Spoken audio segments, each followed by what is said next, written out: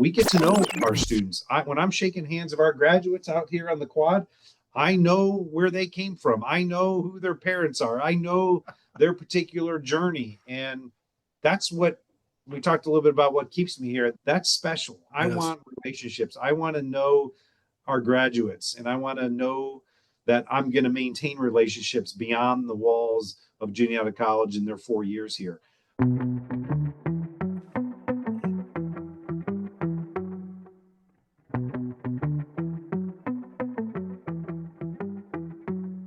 Welcome back to the Significant Coaching Podcast, where we dive deep into the leadership moments that matter with the people who are shaping athletics, education, and the future of our student athletes. Today's guest is Dr. James Troha, president of Juniata College and chair of the NCAA Division III President's Council. This episode is different. It's bold, it's honest, and it's filled with joy, wisdom, and the kind of perspective we desperately need in today's world. Dr. Troha and I talk about the realities we're facing in higher education, change at the national level in college athletics, politics, and education. We talk about failure and how it's not something to be feared, but a necessary part of becoming resilient. We unpack why accountability matters and why doing everything for our students doesn't make them stronger. It makes them less prepared for life after college. And we get even deeper. We talk about the growing mental health crisis on our campuses, the harmful impact of the national attacks on DEI, and the disproportionate effect this is having on LGBTQ students. These aren't easy conversations, but they're necessary. And here's the truth. None of these issues are black and white. There's no one-size-fits-all answer. These topics need to be discussed, studied, debated, and most of all, they need to be handled with empathy and honesty, and from the perspective of people who truly care about the well-being of all our young people, not just those who look like us, think like us, or believe what we believe. Now, this may sound serious, what I'm saying so far, but this was a fun, deep, powerful conversation. One I enjoyed immensely. One I wish we had more time to continue. But I promise you this, it will make you think, it will make you feel, and it might even stir up some discomfort. And that's the point. Because if we're serious about leading with significance, we need to sit in that tension sometimes. And we need to be thankful that we have leaders like Dr. Jim Troha helping us do it. Here's my conversation with Dr. Jim Troha. Dr. Troha, and I know you said I can call you Jim, but I need to give you the respect you deserve. Thank you so much for being on the podcast today. Yeah, happy to do it, Matt. I do anything for Rich Dunsworth, by the way. I've got to make sure I give him a shout out, one of my favorite colleagues here in the higher education world. Kudos to Rich for connecting us. Yes, for those that don't know, Rich and I have been really good friends for the better part of 25 years, and Rich is the one that recommended I have you on, and I'm so thankful he did. You and I have had an earlier conversation, and I enjoyed it so much, so I'm really excited to have this one. Yeah, it's remarkable to think about Rich and I starting our presidencies together 12 years ago, both of us going into year 13, which is dinosaur years in the college presidency today. It is. I think you and I might have talked about when I started back in the summer of 13. College presidents were about 8.5 years was the length of their tenure. Now it's about 5 years, maybe just a shade over 5 years. So each of us serving as long as we have, it's a rarity. So we've got a lot of stories and a lot of experience, and I'm not sure that quite what that says about us, but we get asked to do a lot of things now that we are more experienced presidents. I feel like I just started yesterday, and it's hard to believe going into year 13, but it's been a blast. I'm sure we'll talk about some of that as we get going. Yeah, let's talk about that, because whenever you get a chance to stay, and I spent 9 years at Maryville University, and that was my longest stretch at a college, and I loved it. I loved every aspect of it. What is it about Juniata that you love that makes it special, that's kept you there this long? Yeah, I think let's take the college out of it for a second. You got to love the work. The college is certainly part of that. But you got to enjoy the lifestyle that is a college presidency. And fortunately, I had an experience back in 2008, 2009, when I was interim president for a year and at my previous institution, Heidelberg University. And so I dabbled in it. My kids were super young. I was, gosh, how old? I can't remember even how old. I was maybe 38 years old at the time when I was interim president. So I had a chance to taste it before I was appointed here. And you got to be comfortable with the visibility, I think the breadth of portfolio that comes with being a college president. And you've got to just agree that your life is on display and you're going to be dealing with a variety of constituencies that, when you're a vice president, you've got your particular area that you're dealing with, whether it's student life or financial or academic. And when you're president, all of those things are part of your portfolio, and you just got to know that you're going to be asked to do a whole bunch of things. But at the end of the day, Matt, it's about, and reading about your background, I think you get this. It has to be part of who you are. You got to be authentic with the job and just know that it's going to be somewhat disruptive. It's going to be challenging, but it's also extremely rewarding. And I think if you were to ask Rich the same thing, I mean, that's what it comes down to for me. There was enough in every academic year that is rewarding enough where I feel I want to keep doing this work. Yeah. And that goes away is when the time you need to fold the book and say, I need to go find something else. It's probably similar to being a coach. The challenge is not there anymore, or the love of what you do isn't there anymore, then you've got a choice to make. And for me, I continue to love the work. And part of that is the environment that I'm in. I knew of Juniata College. I didn't have any relationship with it prior to me coming to be president here.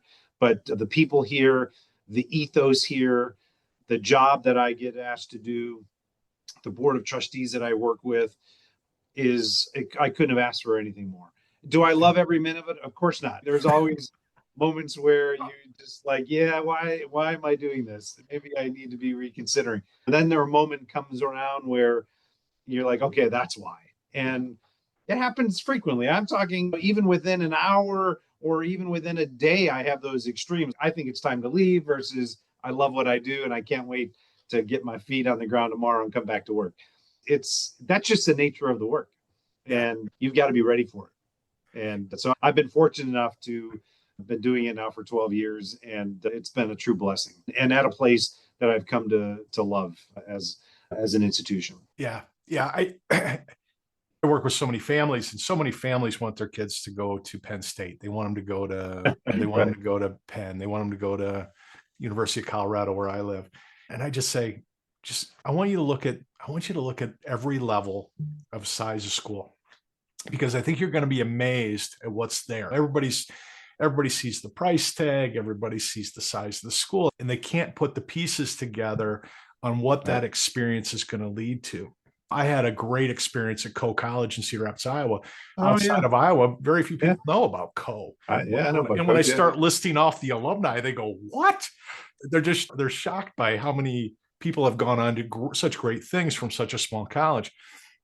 You've been a college coach, you've been a VP, you've been a director, now you're a president, you're a dad. What have all those things done for you to make you the president you are? And are you using those tools today? Are you using those coaching tools, those dad tools? Do you find they're coming out in everything you're doing?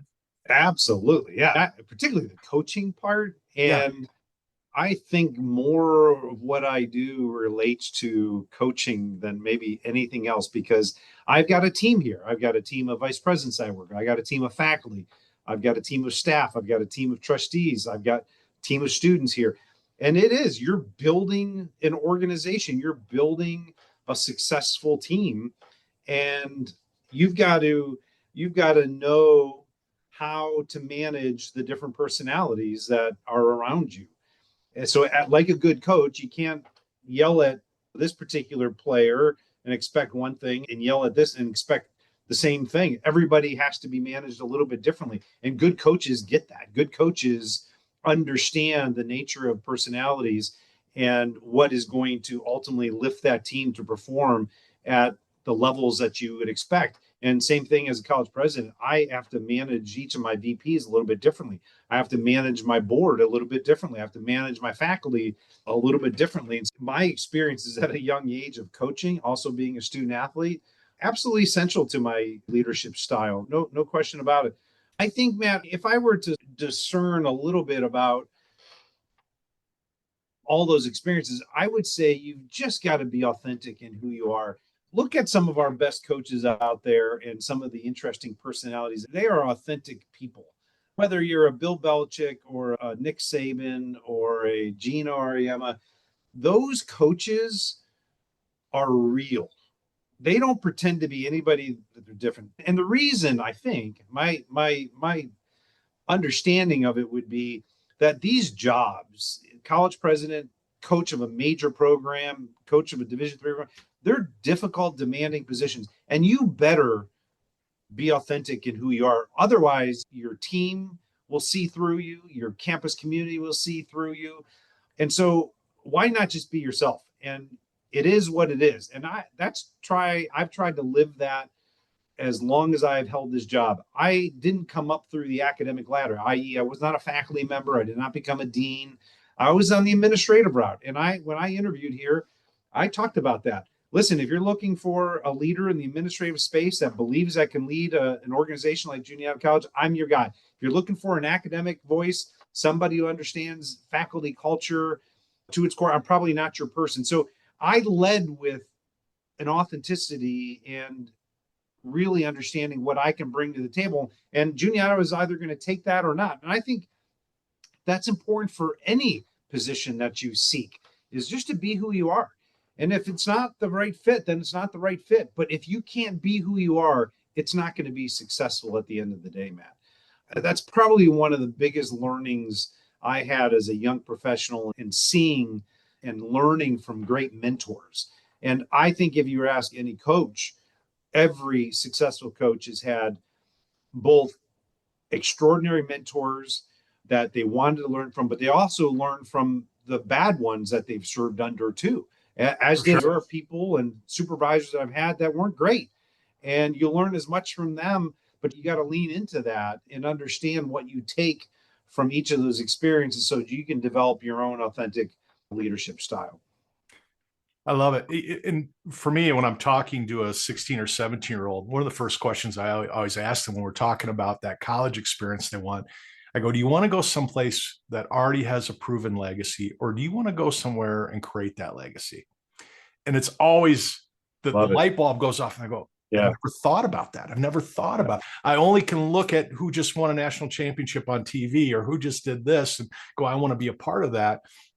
And I love getting a 16, 17-year-old to go, oh, I could go somewhere and create that. I could be the first to do that. And well, College, Juniata College, a lot of the institutions like ours, you are not a spectator at our institutions, right? You are on the court and on the field doing that work. You are in the game, as I talk all the time about to our prospective students. If you don't want to be a participant, we're probably not the place for you.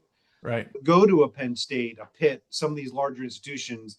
And listen, those are wonderful institutions. That's not a knock on it. It's just a different type of institution. They're bigger institutions. You're going to be in classrooms with 600, 700 kids. And some people learn better than that. That's not who we are.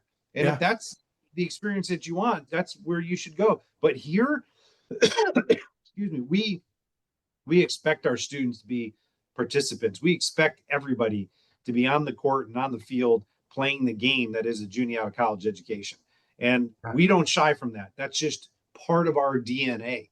There's not a lot of places to hide at places like Co and Juniata or the Ozarks or Riches. And that's part of what makes, I think, us unique and special and different is that the relationships that you develop, that's part of our identity and ethos and culture are those relational aspects of our institution. Because we have 1,400 students, we get to know our students. When I'm shaking hands of our graduates out here on the quad, I know where they came from. I know who their parents are. I know their particular journey. And that's what we talked a little bit about what keeps me here. That's special. I want relationships. I want to know our graduates, and I want to know that I'm going to maintain relationships beyond the walls of Juniata College in their 4 years here. So I'm going to an event tomorrow in Pittsburgh. We're doing these they're called Troha Tap House events. We're going to breweries and we're just getting together and socializing and having a beverage with one another. And I'm getting to connect with our alumni, a lot of our younger alumni in these areas. We did one in Hershey and Philly and Pittsburgh and going to DC. These are opportunities to connect and continue to build the relationships that are so important for our type of institutions. Yeah. And I want every college to pursue someone like you or Rich Dunsworth, because you guys get it. You understand it's about the relationships. It's about how we treat people. It's about, for sure, it's about more than what we learn in the math classroom and in the biology class. Those things are essential to go to college. Yeah. I tell kids this all the time. I go, when I graduated from college, I played college basketball. I was an RA. I was a student assistant. I was student body president. And my spring semester of my senior year, I had the president of the college, the vice president of enrollment, the dean of students, and the director of residence life were all making calls for me to help me get a job. I go, where else could I have done that? Where else would I even have met those people to have a relationship with them? Yeah, I just had to that point, I had a Zoom call yesterday with one of our student athletes who's applying for an NCAA internship.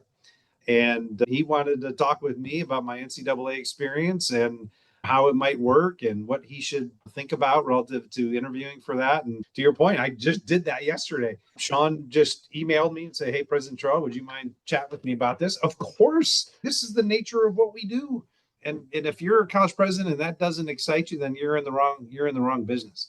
By the way, I mean, your point about skills and what you learn in the classroom and outside, I was just talking about this to some students at the end of the last semester.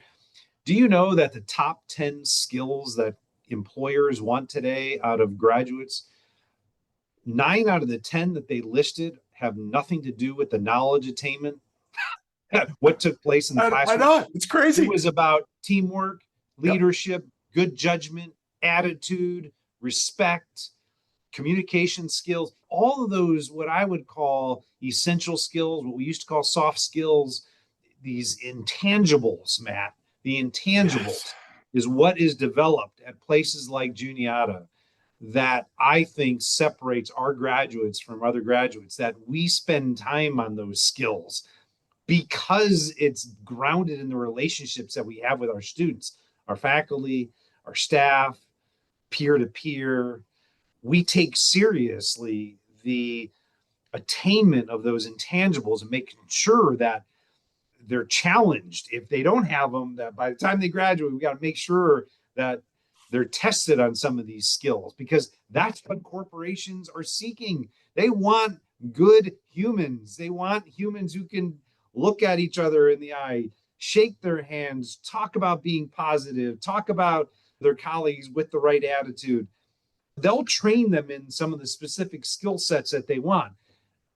And so these intangibles, I believe, is what separates small, private, residential, small liberal arts schools like the ones you and I are familiar with. So, I've got a thousand. Sorry about the commercial.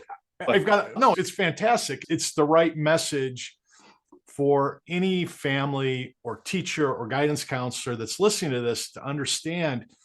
They have to be open-minded. They have to understand that there's that perfect fit for them, that home for them may not be what they expect. And it's so worth the time to look. I've got 1,000 different questions I can go based on what we just talked about, but I want to talk about athletics itself within that capacity, because I talked to so many presidents that came up that academic route to be president. That, and I hate to say it the way I'm going to say it, but I don't have a better way to say it. They don't quite understand how athletics affects their college. They don't understand what a really strong athletic department does for the big picture, the long term, the endowment, the retention, all those things that we all want.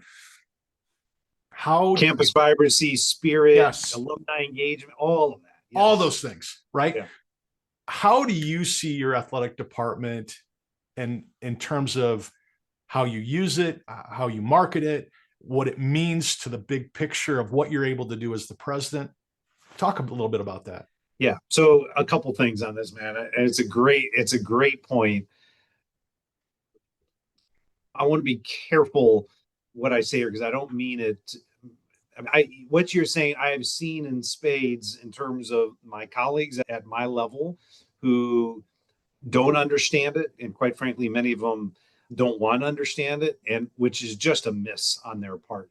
There's a lot of schools like ours that you're talking 35, 40, 45% of their undergraduates at schools. If you're under 1,500 students, you might be having your student athlete base being close to half of your population. And so how do you not understand what's taking place in that space? That's number one. Number two, and this is the downside of somebody like myself who came from as being a student athlete, but also came from a little bit of athletics, where I've supervised athletics as a former dean of students and VP for student life. And it is this, that my faculty, not all my faculty, and I'm going to generalize here, thinks I spend too much time with athletics. They think it distracts me. They think that I spend too much money on athletics. They think I don't care about the academics because I love sports and I love athletics. They think that my priorities are a little out of whack. Now, I'm not saying that everybody does, but the feedback that I sometimes get, Matt, as a college president, is that my priorities are amiss if I care about athletics. That's probably why some college presidents maybe don't lean as heavily in it as I do. But if we go back to where we started this conversation around authenticity, I can't hide the fact that I grew up as a student athlete. I was a coach at some point. I supervised athletics. I tend to believe that what takes place in the athletic space is great training for real life, whether it's a discipline, taking care of your body, taking care of your mind, being part of a team, being collaborative, partnering with your peers, learning from coaches. We know, and you and I know, people who are listening to this often know the power of being part of a team and how it relates to real life. And so I don't apologize for that part of who I am as an academic, or as a college president. It's just, I have a passion for it. And if they think my priorities are misaligned, then so be it. I know that academics is the core of what we do. It's why we exist, is to make sure our students graduate prepared to lead in a particular career. I know in my heart of hearts, I know that. And athletics is secondary to that. But it doesn't mean that it can't be an important part of who we are as an institution. And I feel like I have an obligation to make sure that it has the rightful place in our environment, and that I support our student athletes, I support our coaches. And oh, by the way, it contributes a huge amount to our enrollment. It contributes a huge amount to the campus spirit that we have here, to the alumni donations that we have here. And if I look around my campus, I've got tennis courts, I've got gymnasiums, I've got lacrosse fields, I've got other, we spend a tremendous amount of resources in this space. So how is it not an important part of who we are and what we do? I'll just say that it's amazing in my work as part of Division III President's Council of how many college presidents just don't want to lean into the work that we do with student athletics, or athletics as an entity. Let me just end on this. I think you can be an excellent academic institution and also be hyper competitive and be a great athletic institution at the same time. Those things are not mutually exclusive, in my judgment. And you only need to look at schools like Stanford and Notre Dame or Williams and Amherst. These are the NESCAC as a conference. You're talking about the top echelon of academic institutions, and yet they care a great deal about how they perform from an athletic perspective. Doesn't mean they don't care about their academics. And so I say all the time, I want both. I want to be known academically, but there's no reason why we can't have a great academic reputation and care a great deal about the competitiveness of all of our sports. Those, to me, it's not like you have to sacrifice one for another. I think you can do them both. I did my early coaching in the SLIAC in St. Louis, and I got to coach against Fontbonne College, and then it became Fontbonne University. They just closed their doors. Yeah. We're seeing more and more of these colleges close their doors. And the more I dig, the more I talk to the administration that's leaving, that's having to close those doors and find new jobs, the more it was about they couldn't fill their beds. And as somebody that's transitioned from a college athletic director and a college coach to now a consultant for small colleges, I want to pull my hair out when I hear that. Because You have the beautiful fields, like you have the gymnasium. A small D3 can have 300 kids that are just athletes in your dorms, 400 kids. Yeah. If you've got a football team. I don't like using this as an argument when we're talking to faculty that are arguing about how much time we put into athletics. But at the end of the day, the average small school is making what, 12,000 in revenue from a student, 14, 15,000, somewhere in that world. You're not too far off. Yeah. If a coach is bringing in 20, 30 kids for their roster every year, let's just start there. Yeah. Multiply that times 12,000. Is your history professor, your calculus professor doing any recruiting to bring kids into the classroom? Some of them are. Some of them are. Yeah. But not as the due diligence as your coaches have to go find those kids in Arizona, California. Now that's part one. Tell me how much fun your marketing and publicity team have when your volleyball team kicks everybody's butt in the country year after year and is in every paper on ESPN. Yeah. How much would you have to pay to get that type of publicity? Yeah, our own Olivia Foley was just in New York City because she was the Honda Sports Division III Athlete of the Year of all sports. And so Juniata College was on the national stage with CBS Sports next to Paige Beckers. So the answer is we can't. We wouldn't be able to afford that kind of publicity, Yes. to your point. And when I am introduced often in the NCAA world, and they see, oh, Troha, Juniata College, your volleyball team. That's how people know about me. It's not necessarily my success as a college president or as D3 chair or on the board of governors. It's our volleyball team that brings me notoriety. I love it. I wish it would happen more often in some other sports, but volleyball has been incredibly important for us. Yeah. And guess what? Our student athletes, going back to the importance of that, they're some of our best students. Yes. These are our grade point average for our athletes is higher than our non-athlete grade point average. So it's not like they're coming in and poorly performing and having a negative and downward pull on our academic profile. It's just the opposite. Yeah. So and it's funny. I just talked to Paul Dill, who's the volleyball coach at MIT, and he tells me the same thing. He goes, Matt, our volleyball kids outperform our regular students at MIT. Yes. It's the same as here. Yeah. They're great kids. It goes to what we talked about, Matt, which is they learn at that level of performance, they learn the importance of time management and discipline and what it takes to be successful, not just on the volleyball court, but in life, in the classroom. And those skills are taught by coaches. Yes. And so it goes back to those life. 10 skills you were talking about, the corporate America's. Right. That's right. That's right. All right. I'd be remiss if I didn't jump into the D3 President's Council with you. Yep. You're the chair.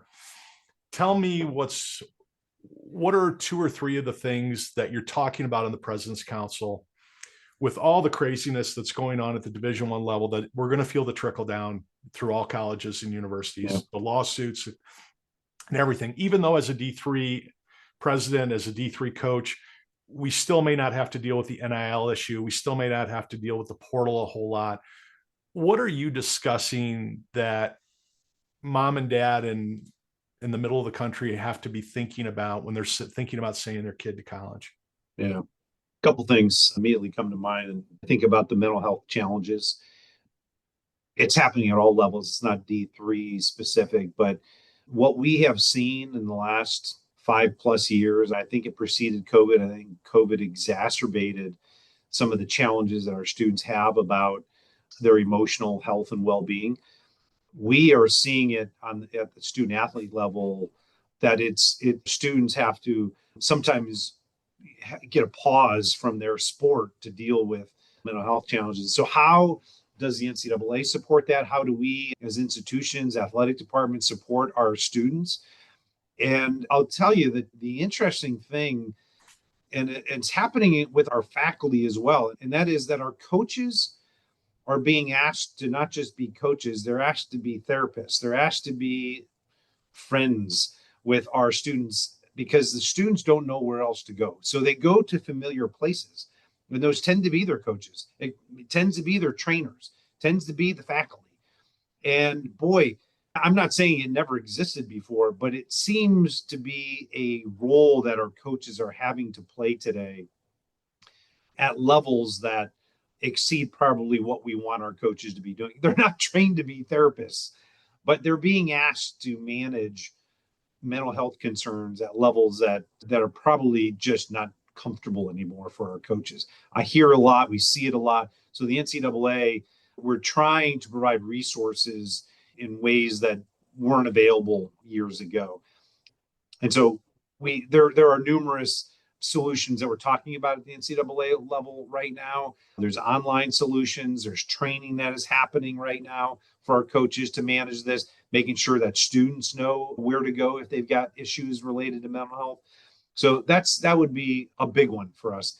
Something that I knew was happening, but at the broader national level, I had no idea how pervasive the challenges that our student athletes were faced today.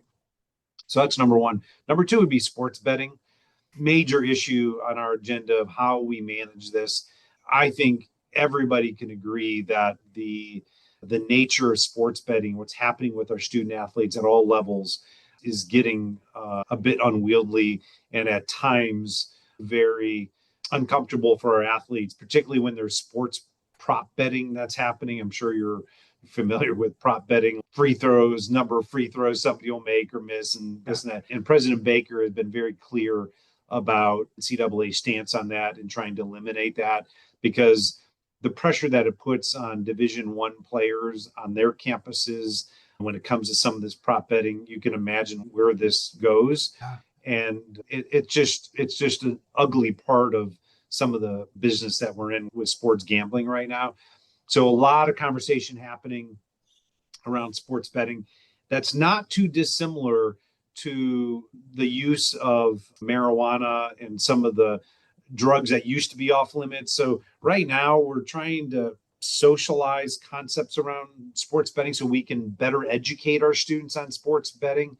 And so those two issues right now are top of mind. The other one, to probably a lesser extent, but something you mentioned earlier, which was around colleges closing and conference alignment, is becoming more and more challenging, as you probably have seen schools opt out of one conference, join another conference, and you have this school closing. Now you got a conference of 5 schools. Now their AQ is gone. What do we do? How does the rural nature of these closures impacting conferences and student athletes' ability to compete at the highest levels? So it's just something that we're trying to get an understanding of. I think the NIL conversation and the expense that is now associated with that, St. Francis in our backyard moved from D1 to D3. We would venture to guess there are a lot of other institutions that are considering what a different model might look like for athletics at the D1 level because of NIL, because of some of the changes that are happening there. Can they afford to be playing in that space versus maybe playing at D2, D3? So I think, I don't have to tell you, it's a really critical time across the NCAA and college athletics right now. I think the House settlement is going to provide some stability for the number of schools that are playing in that space. But I think at Division III and to some extent Division II, the rest of us are really trying to understand, how do we continue to provide the experience that our students and parents expect today, where their students are having a positive experience that they ultimately will get their degree in the time frame that they want and they expect. I totally agree. So those are some of the things that I would say are high on the list. And they're all so important. They're all, none of it can be brushed under the rug or say we can deal with this tomorrow. Everything. And you tell me if I'm wrong. It seems like the biggest issue the NCAA has had for so many years. It's not, do we have good ideas and the right mission and a great vision? It's, how do we enforce it? How do we get sports betting? How do we enforce it? What kind of body do we need? Do we need an NCAA FBI? Do we need our own? There's so many things that I don't think the average person understands the challenges you're facing as a president. It's not that you don't have a path. It's, how do we enforce that path? Am I wrong? No, you're not wrong. The NCAA has some things in place to monitor some sports betting, and that will be ever increasing because of the proliferation of gambling and the number of states that offer the ability to gamble on college sports. Yes. So looking at sports betting and what you can and cannot do and the enforcement of that is problematic. There's no question about it. Yeah, there's so many things that we have to enforce. It's coaches trying to steal kids from other schools, and once you sign your national letter of intent, how do we keep coaches from talking to those kids or throwing money now that seems available around the corner? So there's so many things that I don't even want to get into today that we can have a whole nother podcast on just for that. I do, before we close this down, this part of our conversation, and again, I'm so thankful that you did this. I could go on and on. I want to talk back to your mental health challenges we were talking about for these kids. And without getting into politics, and I'm A-okay if you want to be as vague as you want to be with this, and I understand the pressure that you're under. I want to talk about how we protect these kids that are in that DEI world that's being attacked. Yeah. How do we protect these trans kids? How do we protect these LGBTQ kids?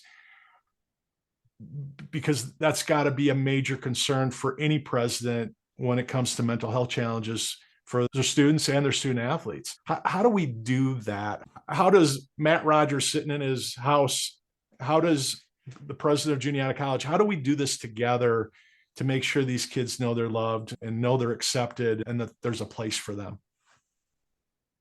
Boy, it's a great question, and something that we manage almost every single day. And it's becoming more complicated and troublesome because of what's happening at the federal level. So I was appointed to the Board of Governors in the fall. My very first meeting was shortly after President Trump declared that there were primarily two genders.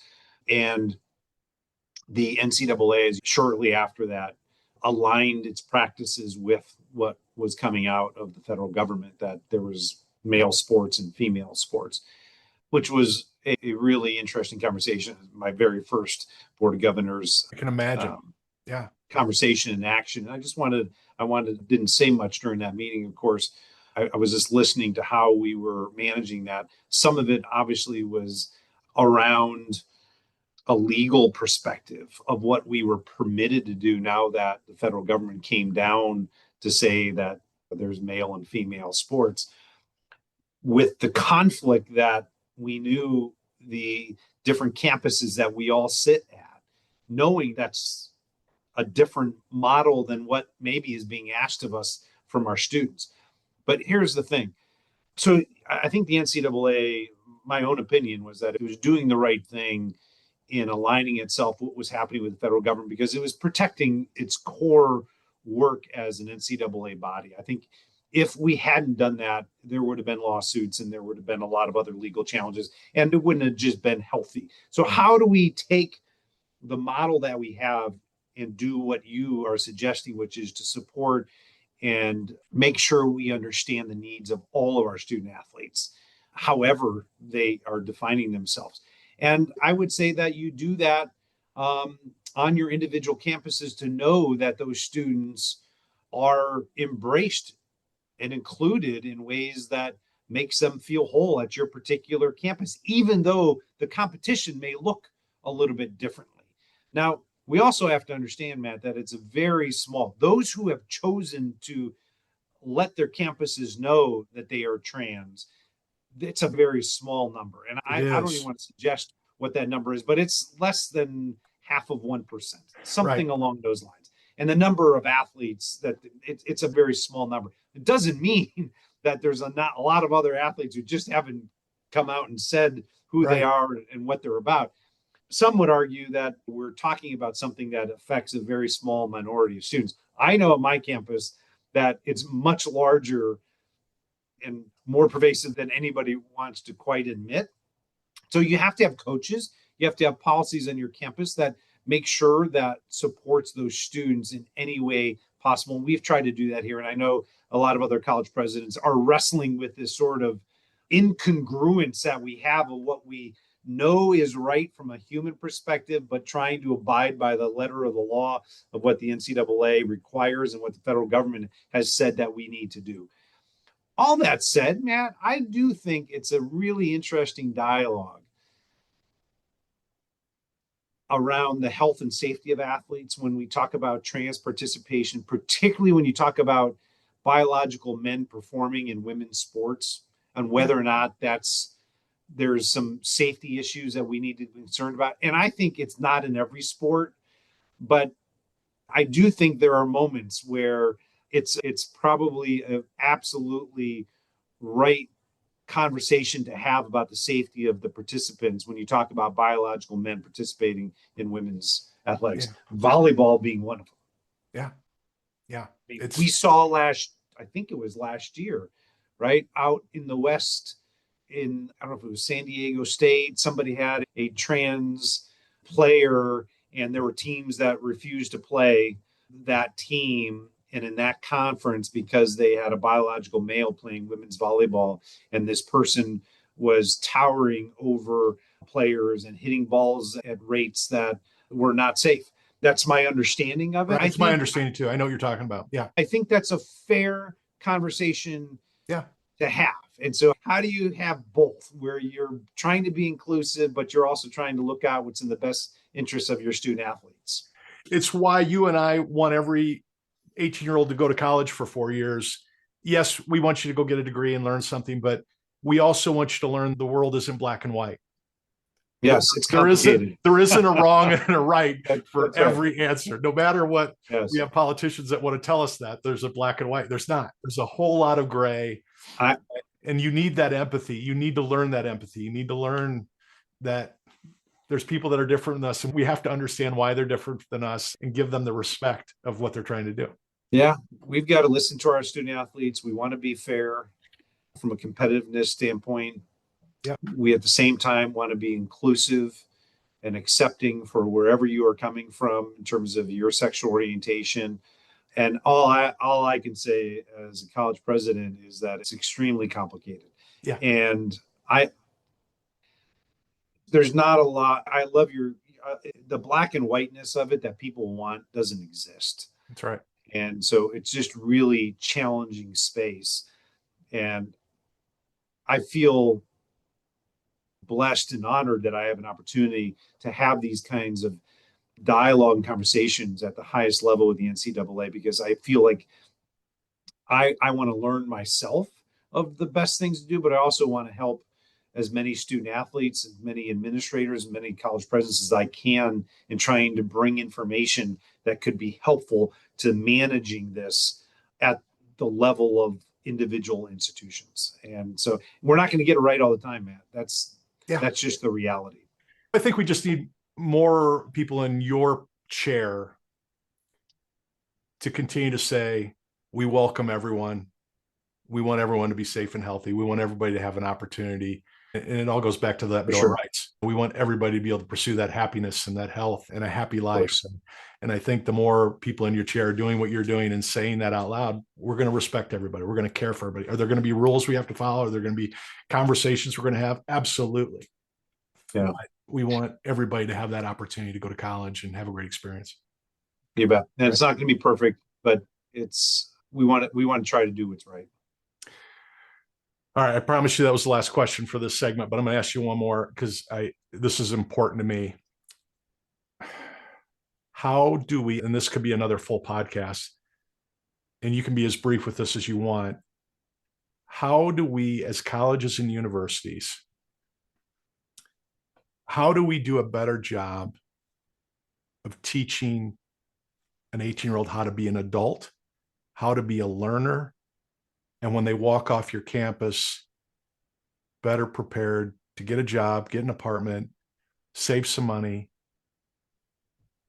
and be able to walk out of there knowing, I know what I'm doing. I've been taught how to do this. How do we do that at the college level? And I know I just asked you a question. We can talk for an hour, but how do we do that? Boy, you may not like my answer on this, Matt. I might be a little bit of a contrarian in this space. And I'm okay with that. I'm not even sure where this comes from. Maybe I'd have to do some soul searching, but I a little reflective on maybe how I was brought up and maybe the discipline that I have from my parents. So I don't think it flies in the face of what I talked about before, that I feel like I have an obligation to help in this space without question. I believe our faculty have an obligation to help in this space. I believe our coaches should help in this space.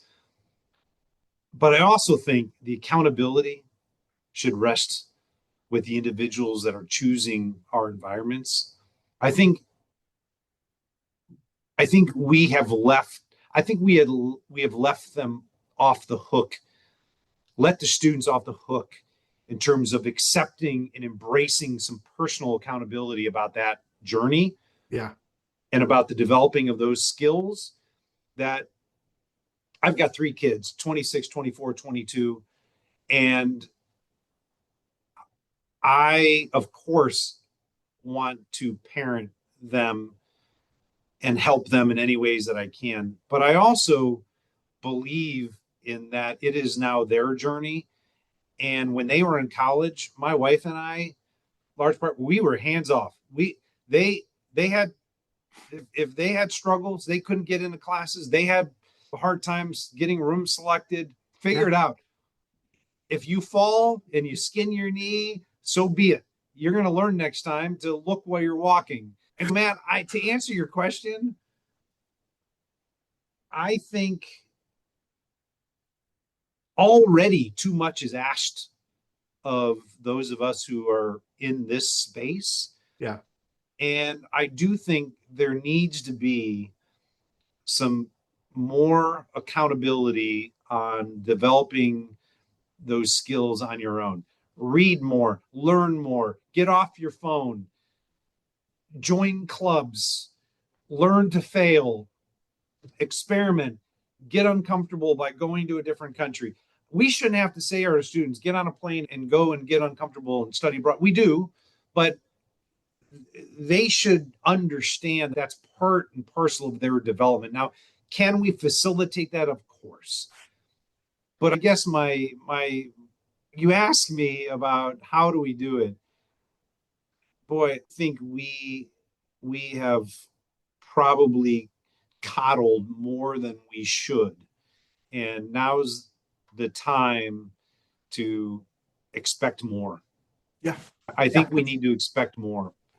It's not black and white. And not only do I like your answer, I just had this conversation with my wife and my 16-year-old daughter yesterday. So it's my job to make sure she can be an adult when she leaves my house. And she knows when she leaves my house, she's going to be an adult. Right now, she has a car, she has a license. When you leave this house, you're responsible for you. Will we help you? Will we advise you? Yes. So I'm with you. I think it starts with the parents. I think it starts at home. I think this is why we can talk forever, because I think the conversation moves before they come to our campuses of what is happening or what is not happening. Yes. In K through 12 education, what's happening in the home, what's happening in our own communities, our churches, we can talk about that. We are in receipt of what is happening or not happening before they join our campus communities. And so we can have that conversation. And quite frankly, it's a little bit too late. It's a little bit too late when we get them. That's right. All I'm saying, though, is I think we probably aren't helping ourselves. I'm talking at the college level when we try to do a lot of things for them. I agree. I agree. I think we've got to do a better job of giving them the expectations and then holding them accountable for their outcomes and their behavior and the socialization that they have. We need to facilitate it. I'm not suggesting just let them go, but boy, I don't hear a lot of people talking about this, Matt. And I think it's incumbent upon us. We've got an obligation to help these students grow more and deeper than maybe, and we don't give them probably enough credit that they can do it. We just do a lot of things for them. If you're up for it, I'm going to invite you back here in the next couple of months, and I'd like to continue this conversation, but I promised you an hour, and we're going to have the shortest recruiting podcast ever here for Monday. But thank you for your time today, and thank you for giving me 5 more minutes to talk about recruiting on Monday. You bet. What a conversation. Dr. James Troha reminded us today that leadership in higher education and in life isn't about comfort. It's about courage. It's about standing in the messy middle of complex issues and choosing empathy over ego. Whether we're talking about accountability, mental health, DEI, or the role of athletics in education, Dr. Jim brought the kind of honesty and conviction we need more of in this world. These issues don't come with easy answers, but that's exactly why we must keep talking about them with humility, with perspective, and a heart for all young people, not just the ones who look, think, or believe like we do.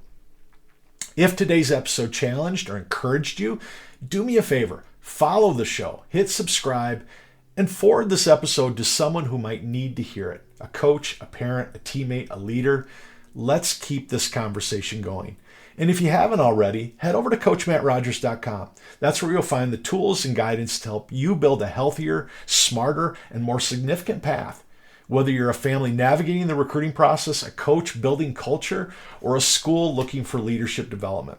Check out my books like Significant Recruiting, The Recruit's Journal, and my online recruiting classes, all built to simplify the journey and support student athletes at every level.